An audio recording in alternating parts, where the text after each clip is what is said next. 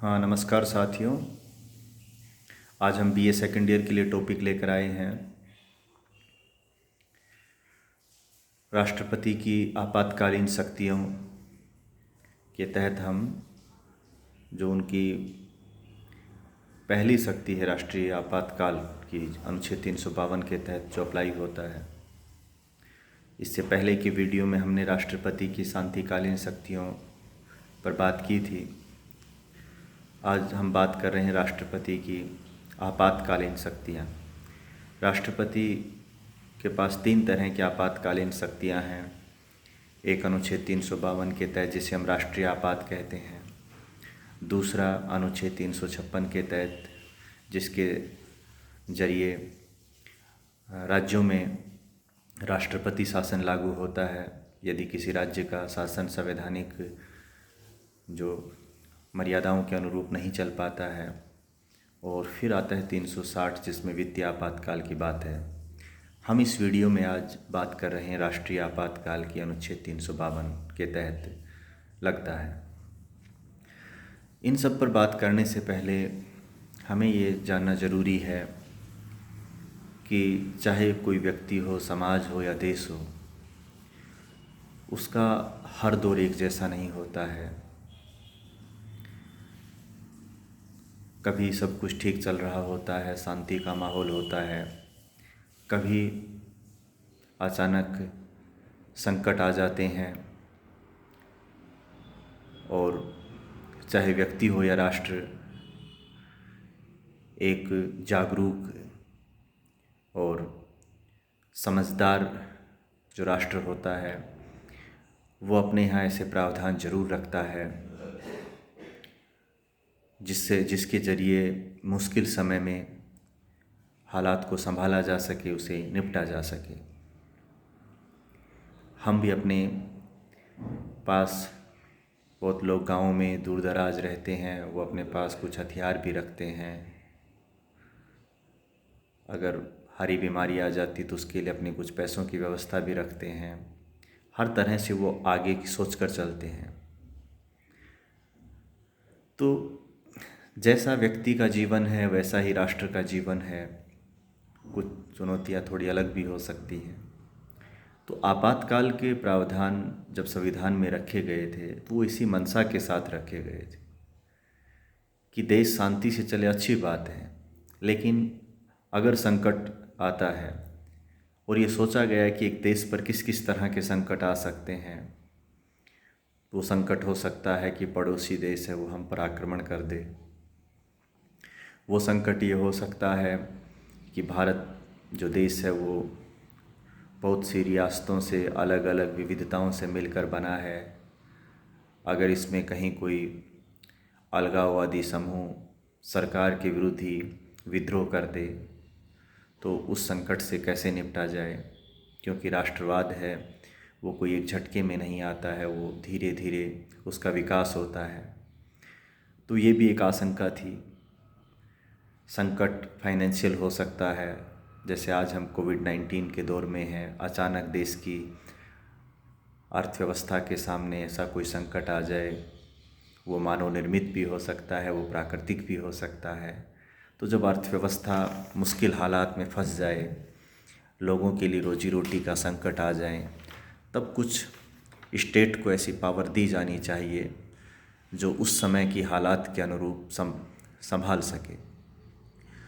तो इन्हीं सब की पृष्ठभूमि में हम बात कर रहे हैं। आज हम बात इस वीडियो में जो करेंगे वो सिर्फ राष्ट्रीय आपात की करेंगे। जो संवैधानिक तंत्र की विफलता में जो राष्ट्रपति शासन की बात है या फिर वित्तीय आपातकाल की, वो अगले वीडियो में होगी। तो हम बात कर रहे हैं आज राष्ट्रीय आपात की, जिसे हम राष्ट्रीय आपात कहते हैं। उसकी उद्घोषणा राष्ट्रपति जी अनुच्छेद 352 के तहत करते हैं। ये जो उद्घोषणा है उसके 3 आधार दिए गए हैं संविधान के अंतर्गत: युद्ध, बाह्य आक्रमण और सशस्त्र विद्रोह। इन परिस्थितियों में राष्ट्रपति को ये अधिकार है कि वो राष्ट्रीय आपात की उद्घोषणा कर सकता है। 44 संविधान संशोधन 1976 से 78 से पहले सशस्त्र विद्रोह शब्द नहीं था, बल्कि उसकी जगह आंतरिक अशांति था। लेकिन जिस तरह इंदिरा गांधी सरकार द्वारा 1975 में आपातकालीन प्रावधानों का दुरुपयोग किया गया, अपने राजनीतिक विरोध को रोकने के लिए संवैधानिक उपबंधों का दुरुपयोग किया गया, तो उसके बाद सशस्त्र विद्रोह शब्द जोड़ा गया आंतरिक अशांति की जगह। आपातकालीन प्रावधानों में बदलाव हुए हैं और जिस तरह का दुरुपयोग आपातकालीन प्रावधानों का इमरजेंसी के दौरान हुआ, उसके बाद जब जनता सरकार आई तो उसने उन गैप्स को, उन रिक्तियों को, उन दुर्बलताओं को दूर करने की कोशिश की संविधान के अंदर, जिसका इस्तेमाल करके कोई सरकार सर्वसत्तावाद की तरफ ना बढ़ जाए या लोकतांत्रिक मूल्यों पर हावी ना हो जाए। तो ये 3 आधारों पर राष्ट्रीय आपात की घोषणा की जा सकती है। राष्ट्रीय आपातकाल की घोषणा राष्ट्रपति जी करेंगे, लेकिन वो मंत्रिमंडल की लिखित सलाह से करेंगे। भारत के पूरे संविधान के अंतर्गत मंत्रिमंडल जो शब्द है वो अनुच्छेद 352 के अंतर्गत है। उसके अलावा कहीं भी मंत्रिमंडल शब्द का इस्तेमाल नहीं किया गया है। जहाँ भी है वो मंत्रिपरिषद का रूप मतलब वो यूज हुआ है। और ये प्रावधान भी जैसे मंत्रिमंडल की लिखित सलाह से जब राष्ट्रपति को ये कहा जाएगा, पहले मंत्रिमंडल बैठक लेगा और फिर अपना एक लिखित रूप से एक ड्राफ्ट तैयार करेगा राष्ट्रपति के नाम, जिसमें राष्ट्रीय आपात की घोषणा की अनुशंसा होगी और जो मंत्रिमंडल के लोग हैं, कैबिनेट मंत्री हैं, उस पर सिग्नेचर करेंगे, यानी कि लिखित में देंगे, ऐसे कहेंगे नहीं। ये प्रावधान भी जो 44वें संविधान संशोधन के जरिए ही आया, पहले ऐसा नहीं था। और ये इसलिए हुआ क्योंकि श्रीमती जो इंदिरा गांधी जी हैं, उन्होंने जब 1975 में राष्ट्रीय आपात की उद्घोषणा की तो मंत्रिमंडल की सलाह ही नहीं ली, उद्घोषणा करवा दी रात को तो, और फिर अगले दिन सुबह मंत्रिमंडल की बैठक ले रही हैं और औपचारिकता निभा रही हैं। तो वहाँ ये माना गया कि एक व्यक्ति के हाथ में ये पावर नहीं दी जानी चाहिए, और किसी ने कुछ बोला नहीं।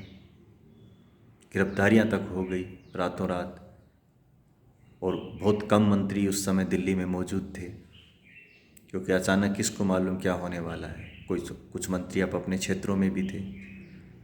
तो रात को इमरजेंसी लगती है, समाचार पत्रों की जो लाइट वगैरह कट जाती है, और सुबह 8 बजे जो 8-10 मंत्री दिल्ली में मौजूद थे, उनकी मीटिंग लेकर एक औपचारिकता हो जाती है। तो ये माना गया कि ये प्रावधान गलत है, लिखित सलाह होनी चाहिए, बैठक होनी चाहिए, तब राष्ट्रपति इसकी उद्घोषणा करेंगे। तो ये तो एक उद्घोषणा क्यों की जाती है, इसका तरीका क्या है, उस पर हम बात कर रहे थे। उद्घोषणा करने के बाद ऐसा नहीं है कि केवल सरकार अपने स्तर पर ही राष्ट्रीय आपात को जारी रख सकती है।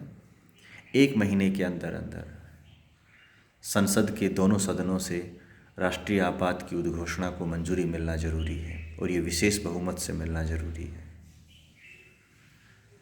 पहले ये 2 वर्ष का था, 2 महीने का था, बाद में इसे 1 महीना कर दिया गया 44वें संविधान संशोधन के जरिए। और इसको जो स्वीकृत करने और बनाए रखने की जो प्रोसेस है, उसमें मेजॉरिटी को भी हाई किया गया है। पहले सरलता से हो जाता था, तो ये किया गया है। बाद में इसको बढ़ाया जा सकता है, एक बार अनुमोदन के बाद सरकार बढ़ा सकती है। तो ये तो रहा इसको लागू करने की, इसकी प्रोसेस की बात। अब बात आती है कि जब राष्ट्रीय आपातकाल लागू होता है तो क्या क्या बदलता है, क्या प्रभावित होता है। तो पहली बात तो जो शासन की संरचना है, यानी कि जो संघीय ढांचा है, वो एकात्मक रूप में आ जाता है। लेकिन इसका ये मतलब नहीं है कि राज्य सरकारें निलंबित हो जाती हैं या व्यवस्थापिका काम नहीं करती हैं, वो करती हैं। लेकिन जो संघीय सरकार है वो हावी हो जाती है, यानी कि अगर संसद सत्र में नहीं है तो राज्य सूची के विषय पर राष्ट्रपति अध्यादेश जारी कर सकता है, या राज्य सूची के किसी विषय पर संसद कानून बना सकती है, या केंद्र है वो राज्यों को निर्देश दे सकता है ऐसे मसलों पर भी जो राज्य सूची से जुड़े हैं। तो ये सब बातें होती हैं और कहीं ना कहीं जो राज्य की शक्तियां हैं वो सीमित हो जाती हैं, केंद्र की शक्तियां ज़्यादा हो जाती हैं। लेकिन इसका ये बिल्कुल भी मतलब नहीं है कि वहाँ व्यवस्थापिका या कार्यपालिका हट जाती है, निलंबित हो जाती है, नहीं, वो बनी रहती है, वो भी काम करती है, लेकिन केंद्र अधिक प्रभावी हो जाता है। तो ये तो बात है सरकार के स्तर पर जो चेंजेज होते हैं उसकी। दूसरा, व्यक्ति के अधिकारों को लेकर भी इसमें बड़ी पेचीदगियाँ रही हैं। संविधान का जो भाग 3 है वो व्यक्ति को मूल अधिकार देता है, और जब राष्ट्रीय आपात की उद्घोषणा होती है तो उसमें व्यक्ति के मूल अधिकारों को कम किया जा सकता है, निलंबित किया जा सकता है। इसमें अनुच्छेद 358 में तो ये प्रावधान है कि जो ही राष्ट्रपति द्वारा अनुच्छेद 352 को लागू करने की घोषणा होगी तो अनुच्छेद 19 के अंतर्गत जो 6 स्वतंत्रताएं दी गई हैं वो ऑटोमेटिक निलंबित हो जाएंगी, यानी कि वो व्यक्ति उन स्वतंत्रताओं का यूज नहीं कर सकता, या राज्य व्यक्ति की उन स्वतंत्रताओं को सीमित कर सकता है। दूसरा, अनुच्छेद 368 के तहत राष्ट्रपति को ये शक्ति दी गई है कि वो अनुच्छेद 352 की राष्ट्रीय आपात की घोषणा के बाद इस तरह का कोई आदेश जारी कर सकता है जिसमें शेष जो मूल अधिकार हैं उनका निलंबन किया जा सकता है। अर्थात जैसे अनुच्छेद 19 का तो तुरंत निलंबन हो जाएगा, लेकिन उसके अलावा जो और मूल अधिकार हैं वो उनको कितने मूल अधिकारों को निलंबित करना है ये सरकार पर निर्भर होता है। वो अलग से उनका एक आदेश जारी करती हैं कि इन मूल अधिकारों का निलंबन किया जाता है। लेकिन 44वें संविधान संशोधन के जरिए ये बात डाली गई अनुच्छेद 359 में कि अनुच्छेद 20 और 21 का किसी भी परिस्थिति में जो निलंबन नहीं किया जा सकता, यानी कि वो हमेशा बने रहेंगे। अनुच्छेद 359 के तहत जो भी मूल अधिकार निलंबित होंगे उसमें अनुच्छेद 20 और 21 किसी भी स्थिति में शामिल नहीं होगा। और इसके मामले में जो हैबोकॉर्पसवाद जो एक बड़ा, जिसे एडीएम जबलपुरवाद भी कहते हैं, वो बहुत विवादों में रहा था आपातकाल के दौरान, और उसी की पृष्ठभूमि में ये संशोधन किया गया है। तो बेसिक रूप से ये व्यक्ति के जो अधिकारों पर राष्ट्रीय आपात के प्रभाव की बात है। तो मोटे तौर पर तो इसमें यही बातें हैं, और व्यवहार में इसका कब कब प्रयोग हुआ उस पर अगर हम बात करें तो अनुच्छेद 1962 में जब भारत चीन युद्ध हुआ था उस समय पहली बार राष्ट्रीय आपात की उद्घोषणा हुई थी, और फिर वो 1968 तक बनी रही थी। इसी दौरान फिर 1965 में भारत पाकिस्तान युद्ध भी हुआ, तो पहली उद्घोषणा वहाँ तक चली थी। फिर उसके बाद दूसरी जो उद्घोषणा है राष्ट्रीय आपात की वो 1971 में भारत बांग्लादेश युद्ध के समय हुई, फिर वो 1977 तक चलती है। ये दोनों जो उद्घोषणाएं थी ये एक बाह्य आक्रमण के आधार पर थी, युद्ध की स्थिति में थी। लेकिन 1975 में और एक और राष्ट्रीय आपात की उद्घोषणा कर दी गई